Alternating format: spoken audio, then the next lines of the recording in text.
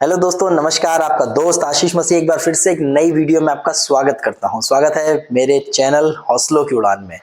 रावण जो कि एक बहुत ही शानदार और बहुत ही बुद्धिमान एक ऐसा राजा था जिसके बारे में कहा जाता है कि वो स्वर्ग तक सीढ़ी लगाना चाहता था ताकि उसके जो राक्षस हैं वो कभी भी जा सके और कभी भी आ सके। जिसको सारे वेदों का ज्ञान था, जो इतना ज्यादा पराक्रमी था कि कोई भी राजा, कोई भी देवता उससे टकराने की हिम्मत नहीं कर सकता था।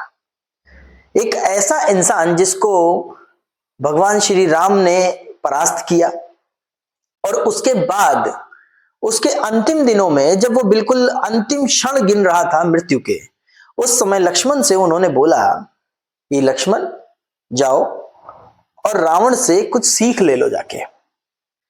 अभी लक्ष्मण तो वहां पे बहुत अजीब सा महसूस कर रहे होंगे कि यार जिसको हम परास्त करने के लिए आए थे उससे ये भैया बोल रहे हैं कि हम सीख ले जाके। ऐसा क्या ये सिखाएगा मुझको जो खुद मर रहा है। यहां पर ये हुआ कि श्री राम ने उनसे बोला था कि जाओ सीख लो जाके। खैर, लक्ष्मण कभी बात टालते नहीं थे और वो गए, और वहां पे जाके जो सीन क्रिएट होता है उससे हमें एमएलएम में, मतलब मल्टी लेवल मार्केटिंग में, डायरेक्ट सेलिंग की दुनिया में एक बहुत बड़ी सीख मिलती है। ज्ञान कब का है, हजारों साल पुराना, लेकिन आज वो डायरेक्ट सेलिंग में काम आ रहा है। जानना चाहते हैं? बने रहिए वीडियो में, मैं बताता हूं क्या उन्होंने सीखा और आपको भी बड़ी सीख मिलने वाली है। अगर आप नए हैं तो बहुत अच्छी सीख मिलने वाली है। अगर आप पुराने और आज भी अपने एटीट्यूड में हैं तो थोड़ी सी सीख बदल दीजिए, अभी मजा आएगा। क्या आएगा? लक्ष्मण गए और लक्ष्मण ने जाके सीधे सीधे रावण के पास खड़े होके, क्योंकि रावण तो शैया पे था, लेटा हुआ था, मरने वाला था, वहां पे खड़े होके बोला, रावण मुझे भैया ने भेजा है, मुझे ज्ञान दो। रावण चुप रहा, उसने एक शब्द ना बोला। लक्ष्मण को गुस्सा आया क्योंकि गुस्से वाले थे। लक्ष्मण वापस गए, भैया आपने बोला था कि ज्ञान लो, मैं गया मगर उसने ज्ञान दिया नहीं, बहुत घमंडी है। बोले तुमने ज्ञान कहां लिया था जाके, कहां पे खड़े थे? बोले मैं उसके सर के पास खड़ा था। बोले राम बोले कि बेटा जब किसी से ज्ञान लेने जाते हैं ना तो सर पे नहीं सवार होते हैं, पैरों के पास खड़े होते हैं, झुक के जाते हैं, नम्र होके जाते हैं, विनम्र होके जाते हैं, ऐसे नहीं जाते। पहली सीख, ओहो, पहली सीख दे दी रावण ने कि सर के पास खड़े हो गए, सर पे खड़े हो गए, सीनियर के सर पे खड़े हो गए। 1 रुपए का ज्ञान नहीं देगा, कैसे पैसा आता है, ध्यान रखना। सीनियर से विनम्र होके बोलो, नम्र होके बोलो। अब सीनियर छोटी उम्र का है तो क्या करना, सीनियर बड़ी उम्र का है तो क्या करना। सीनियर मोटा है, पतला है, नाटा है, लंगड़ा है, लूला है, काला है, गोरा है, काना है, क्या करना, ज्ञानी है ना, ले लो। लेकिन उसके सर पे सवार होके, अच्छा मुझे बताओ ये ज्वाइनिंग कैसे निकलती है, अच्छा मुझे बताओ ये अपग्रेड कैसे आता है, मुझे बताओ ये प्रोडक्ट कैसे बिकता है। ये जो ज्ञान है ना, ज्ञान लेने के लिए हमेशा बच्चों को नीचे बैठाया जाता है और सीनियर की कुर्सी हमेशा ऊंची रखी जाती है, टीचर की कुर्सी हमेशा ऊंची रखी जाती है। इसीलिए तो पहला ज्ञान की बात जो हमें रावण से सीख मिलती है वो क्या होती है कि हमेशा हमेशा सीनियर के पैरों के पास, यानी कि मैं ये नहीं कह रहा हूं कि पैरों में जाके गए मोनू शर्मा जा रहे मुझे कुछ बताइए, नहीं, ऐसा नहीं है। विनम्र होके, नम्र होके, कोई भी बात जाननी है ना तो शिक्षक नहीं, स्टूडेंट बन के, शिक्षक बन के जाओगे तो वैसे ही कुछ नहीं सीख पाओगे, लेकिन वहां हम स्टूडेंट बन के जाएं तो बहुत कुछ सीख सकते हैं। क्या शानदार व्यक्तित्व, क्या शानदार शिक्षा मिली है दोस्तों। आपको मिली कि नहीं मिली मुझे जरूर से बताइएगा कि रावण के मृत्यु मरणासन में आपको क्या ज्ञान मिला, और आज जो मैंने बताया उसमें कुछ अलग मिला या नहीं मिला। रामायण तो बहुत बार देखी है, कुछ अलग मिला कि नहीं मिला, कि सीनियर के सर पे सवार होके हम शिक्षा नहीं ले सकते। हमेशा सीनियर से बात करके, प्यार से बात करके ही शिक्षा ग्रहण की जाती है।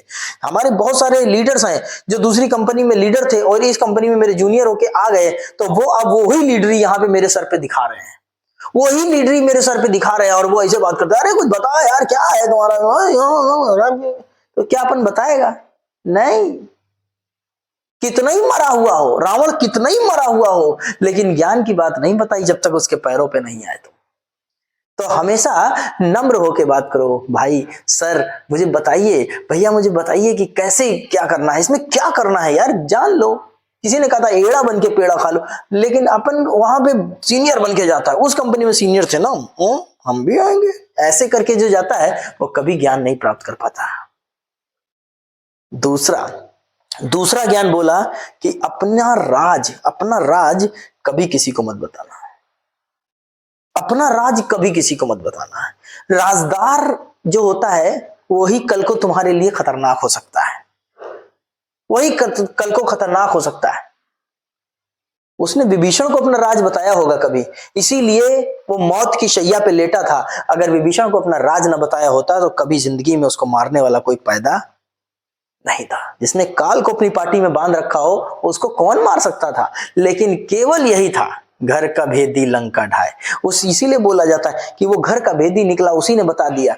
जो आज आपका दोस्त है, जो आज आपके सहयोगी है, जो आज आपके कलीग्स हैं, जो आज आपके रिश्तेदार हैं, सीनियर हैं, जूनियर हैं, आप उनको राज की बातें बता रहे हो। यार पैसा नहीं आ रहा यार, यार पैसा नहीं आ रहा यार, ये ज्वाइनिंग नहीं निकल रही, वो जाके दूसरी जगह हाउ रहा है, इनको आ थोड़ी रहा है, ये सब ऐसा ही है, फर्जी दिखावा है।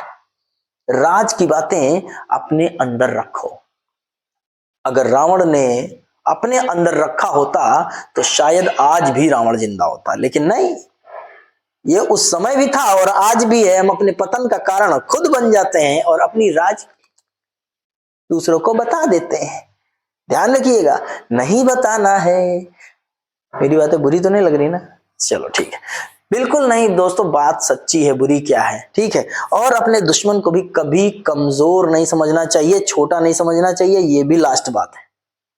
ये 3 ऐसी बातें हैं जो मजेदार हैं कि अपने दुश्मन को छोटा नहीं समझना चाहिए। कभी कभी एक छोटा सा फुड़िया, छोटा सा दाना निकल आता है, आदमी फोड़ देता है, फिर फोड़ देता है, फिर फोड़ देता है, फिर फोड़ देता है, फिर ये बड़ा हो गया। अब डॉक्टर होने लगता है, इंजेक्शन लगते हैं, ग्लूकोज चढ़ते हैं, बाद में पता चलता है कैंसर बन गया है। क्यों होता है ऐसा? क्योंकि दुश्मन को कभी छोटा नहीं समझना चाहिए, विरोधी को कभी छोटा नहीं समझना चाहिए।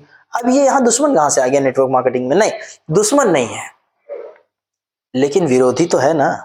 आपके शहर में, आप मान लीजिए इंदौर में रहते हैं, इंदौर शहर में एक और आप लीडर थे, वहां के बहुत बढ़िया लीडर थे, बहुत बढ़िया आप ज्वाइनिंग निकाल लेते, पूरा जंगल आपका था, लेकिन अचानक से कोई और लीडर वहां पे प्रवेश करता है, वो ज्वाइनिंग लेता है और वो भी हाहाकार मचाने लगता है। मगर आप सोचते हो छोड़ो छोटा है, छोड़ो छोटा है, छोड़ो छोटा है। एक दिन वो इतनी बड़ी मीटिंग करता है कि आपका मुंह बन जाता, ओ इतनी बड़ी मीटिंग कर दी इसने, मैंने तो, और मेरे ही रिश्तेदार ले गया, मेरे जीजा गए, मेरे फूफा गए, मेरे ही लोग चले गए। अब ये क्या है दोस्तों? इस चीज को अगर पकड़ के देखें कि मेरे ही लोग अगर जा रहे हैं, यानी कि आपने कभी उस इंसान को बहुत छोटा समझा होगा और आज वो बहुत बड़ा बन गया है।